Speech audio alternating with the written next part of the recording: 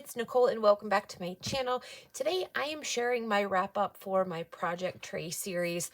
If you have been following me with this series or even picked up one or two videos along the way, this was a series that I do where I take trays that I have that are leftover project life trays. I have several of these boxes. I use the lid and the base and I create little trays, and how I do that is I take larger new kits that I purchase or that I receive, and I break them down into smaller project trays.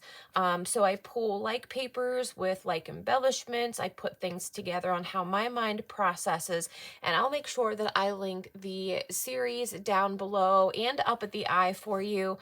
That way you can go back to the very first introduction in which I explain all about it, and I actually show how I broke down this series into different trays.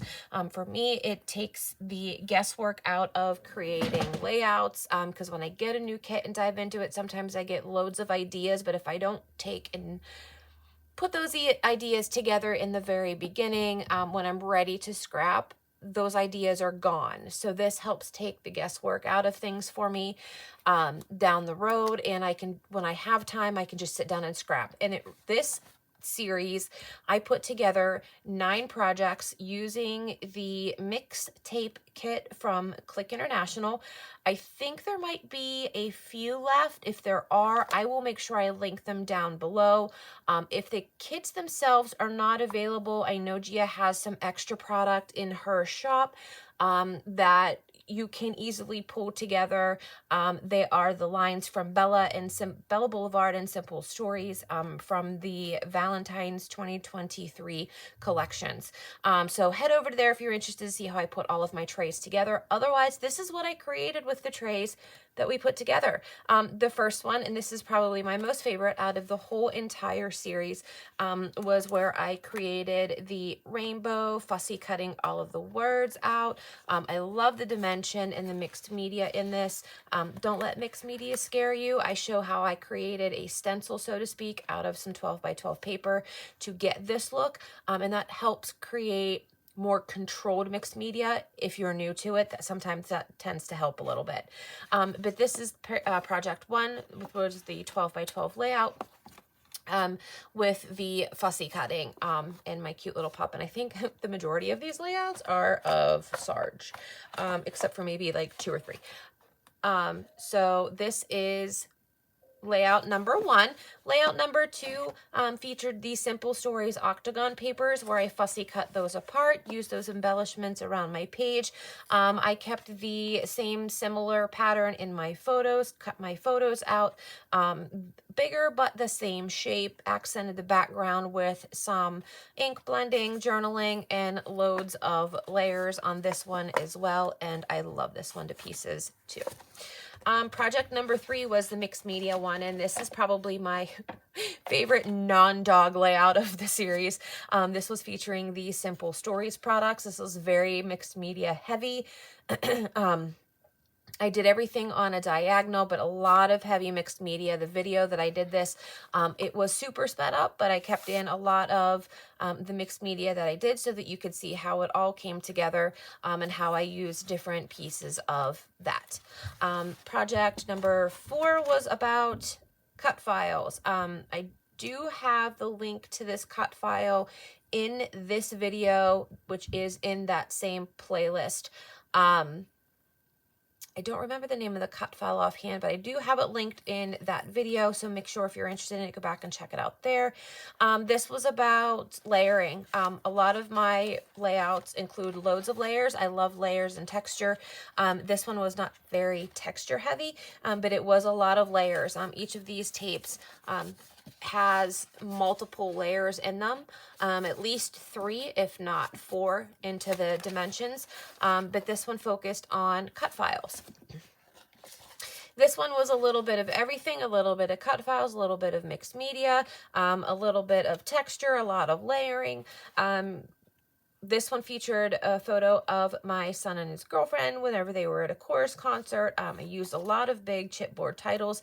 This one was very big and bold, but I love the small music note pattern in the background because I tend to use a lot of white background papers, whereas this one was not. So that was a little bit of a break for me, and it was very hard for me to do that, but I like how it came out.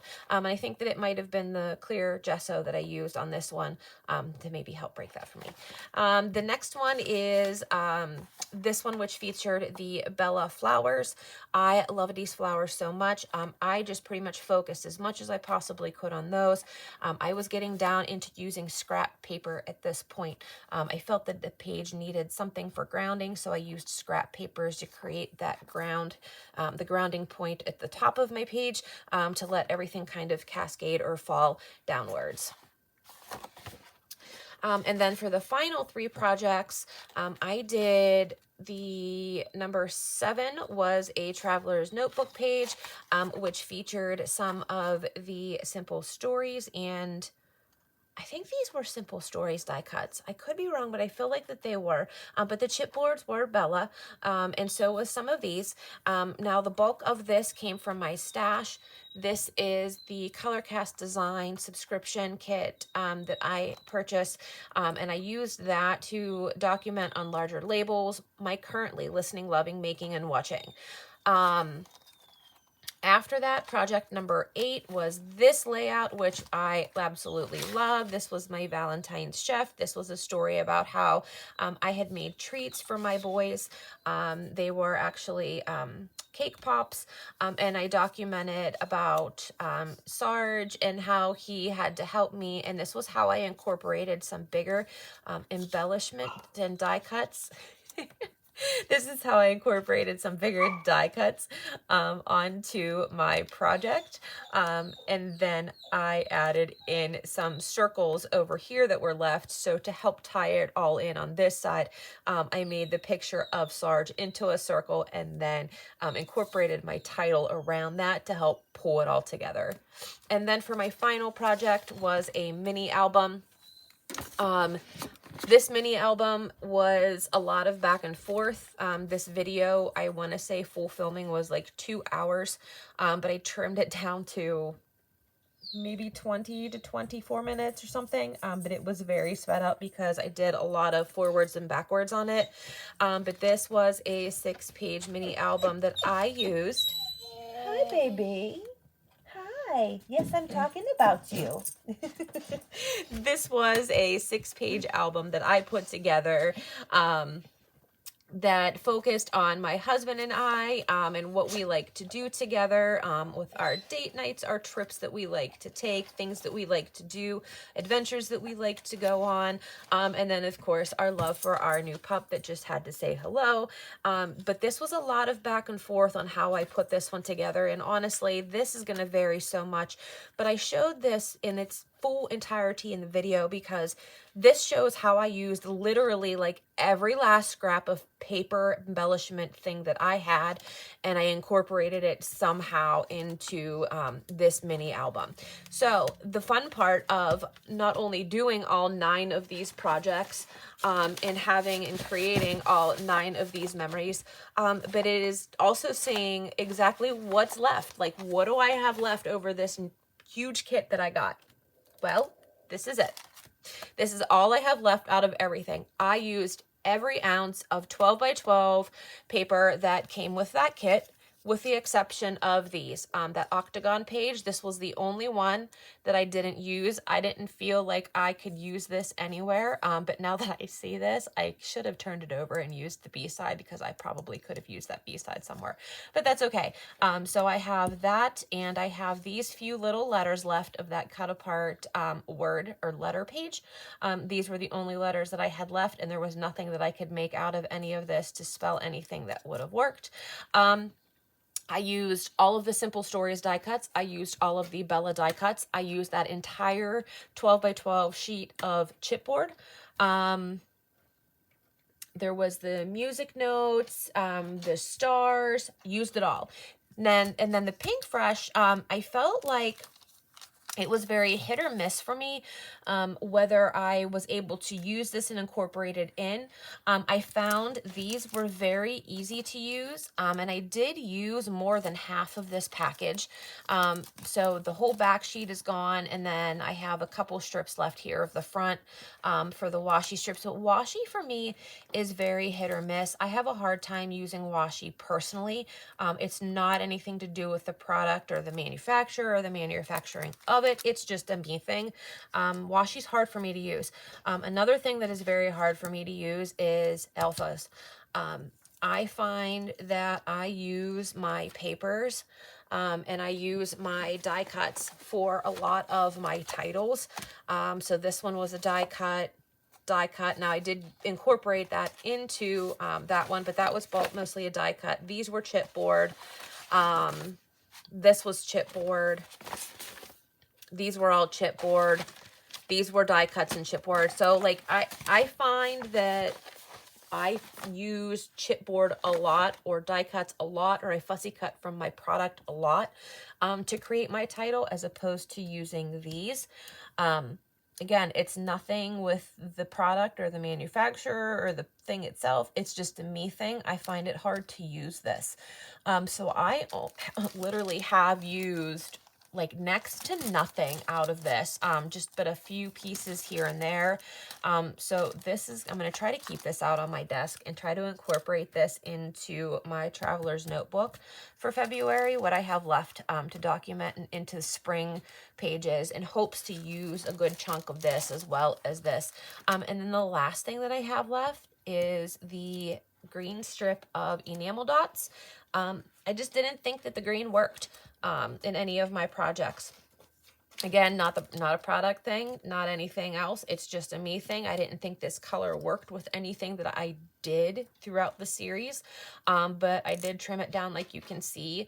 And what I'll do is I will pull this tray in my stash. I'll either put it here with my green embellishments, or I will pull, actually what I'm going to probably do is I'll probably pull and put it here. I have a drawer that has some enamel dots, a collection of enamel dots, so I'm going to actually just add it into there. So that'll go into my stash, and I'll use those on future projects. But that is it, you guys. This is what I have left. This was such a fun series. I know the last time that or the very first time that I did this, which was the last time, I had a lot of great feedback on it, and a lot of people really enjoyed the series, which is what made me continue on to do this one. If this is something that you do enjoy and that you would like to see more of, please let me know.